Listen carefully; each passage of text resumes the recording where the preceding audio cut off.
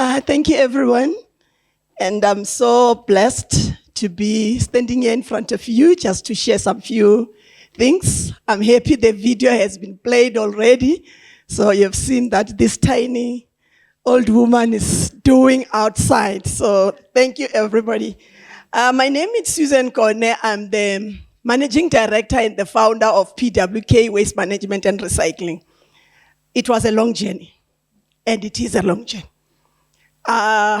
I moved from corporate. I was working for Eskom for 14 years. I've been working for more than 24. I worked for more than 24 years in the corporate industry. I was in finance. I was in audit, both internal and external. But I ended landing in Eskom, which was a very good thing, but it was a blessing in disguise.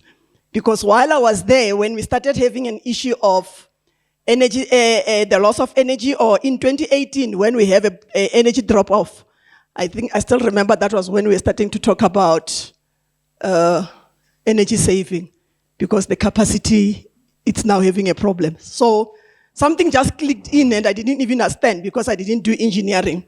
But fortunately enough, while we were still there, we started issuing energy savers so that we can also give our customers. What drove me to this industry, I think it was passion. Passion. That's what made me to be where I am and stand in front of you. As we were distributing those CFLs, or the energy savers, nothing was shared to the community. I'm in a rural area.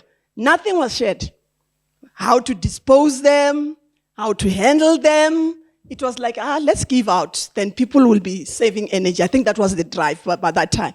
So passion drove me to say, how do I capacitate my people, the people who are living next to me? What is it that I have to share with them? So I started my journey, and I wanted to know what is waste management. I didn't do waste management at school. I was a BCom person, so I never had that chance. But I realized that there is a lot that we have to do. And thank you for the EPR or the government for taking some further steps to say there is a problem with waste. And waste doesn't just come. We are the ones who cause that, either through production, being consumers, as well as being disposers. And the EPR also, I like it because they looked at the main industries that are really polluting. We have different waste streams, but there are those that are major. The oil industry, how many cars do we have? How many cars are we taking for service? How many cars are lying in the street corners being repaired? Oil is being disposed there. We are polluting. The second one is my baby diapers. Oh my God. I don't even know what to do with it. It's a serious problem. I haven't seen the pro for the baby diapers, but I think that's somewhere where we need to start going. Somebody must also be taking responsibility. Our landfill sites are also reaching capacity with all different types of waste. We are the ones who must take care and make sure that we have people who are managing those. Energy savers, as I've indicated, everybody has got electricity. Now we are having e-waste. Everybody has got 2 or 3 gadgets. So I think that is where the problem lies. I won't even really go to my presentation because I think it will take time. Let me just read what I've written. And what does PWK do in order to understand about all these challenges? We try to promote waste separation at source. Because when you go to the landfill site, I'm telling you, it's so bad. When I get into the skippy bin, you'll find me inside a skippy bin in one of the supermarkets trying to grab, because I'll be looking for things that have value. I'll be looking for your boxes, your plastics, everything that I think it's valuable that I can sell. And as a female waste picker, it was not easy, especially coming from the corporate. It wasn't easy. But we try to capacitate the women that we are seeing. In Gauteng and other towns, it's more men. But where I am, it's women who are taking care of their children. Some of them have even taken children to the university level. So it shows that there is life. We also do waste integration. I heard people talking about data. When you talk to your municipalities, they don't have an idea. And there are incentives. And who must do that? So somebody must stand up and go to those people and say, let's get your data, let's register.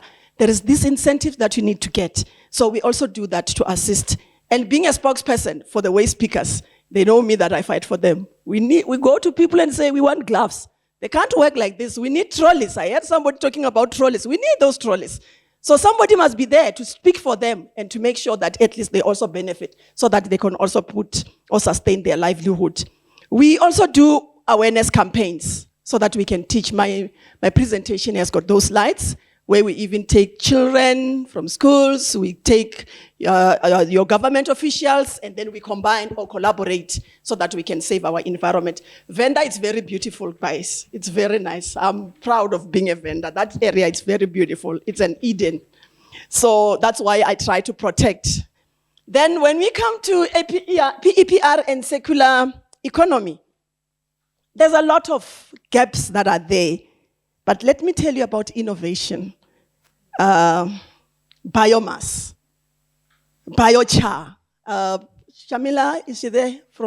Okay, she's there. We have one guy, Zipatu Chedzo, Green Tech is one of their guys that they're taking further to another level. He's only doing biochar because he realized that people are chopping trees.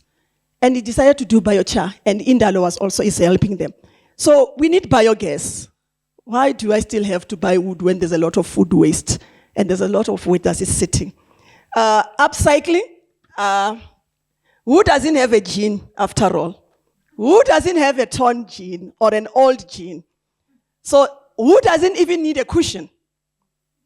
So we are saying, let's look at waste in a broader sense and not just say it's waste. Artwork. We are also going to be in summer. So we're going to need some hats. We have people who are making nice hats for you too. I think it's also one of the last slide there. There is somebody who is making those, and the jeans have just indicated.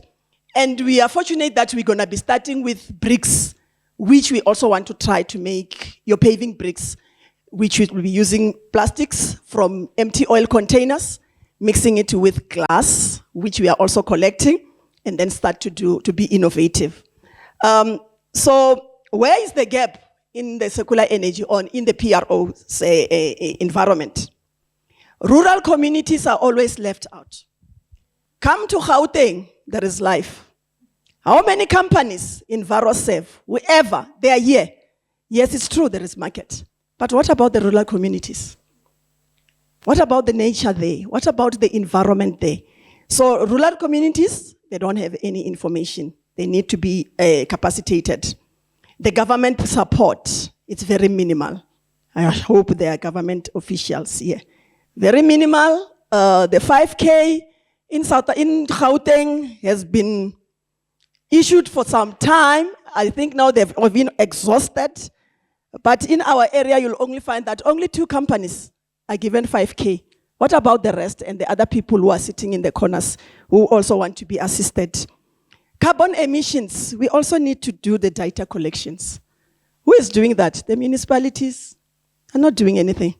So we need to start looking at those carbon emissions, calculating, get students, we're talking about students. What are the students doing? Are they capacitated? Do they understand this environment or this phase where we are getting in of the circular economy? So we also need to close that gap. We have a lot of lack of resources. I think it was shared. There's somebody from APSA.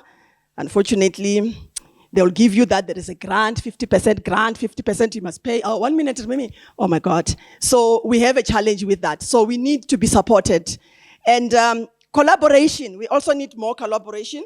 The Rose Foundation is also assisting Polyco, Petco, Arda Glass.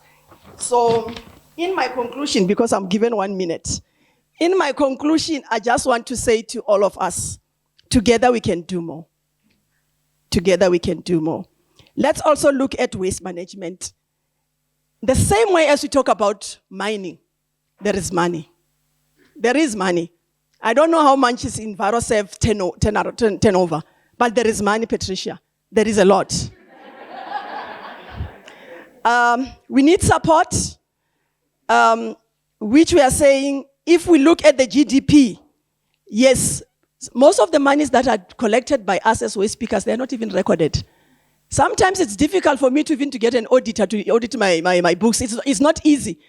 We don't really record everything because sometimes I get 10,000 today and my daughter wants to pay school fees. What is it that I have to do? Should I pay it into the business or should I take my daughter to school?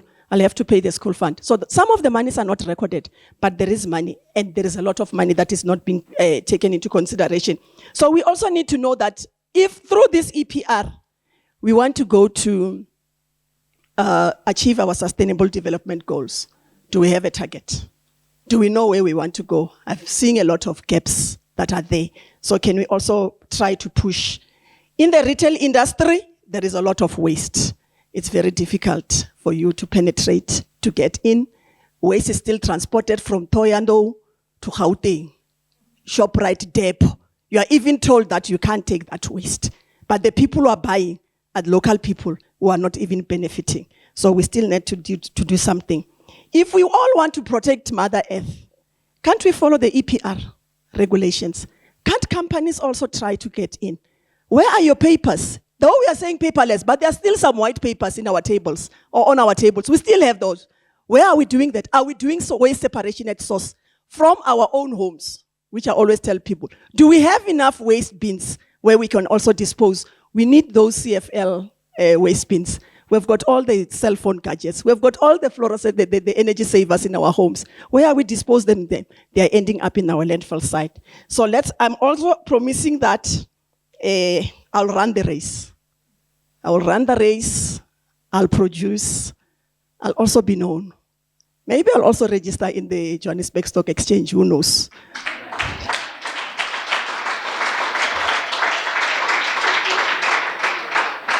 In my conclusion, I want to say, hashtag, your trash, it's my treasure.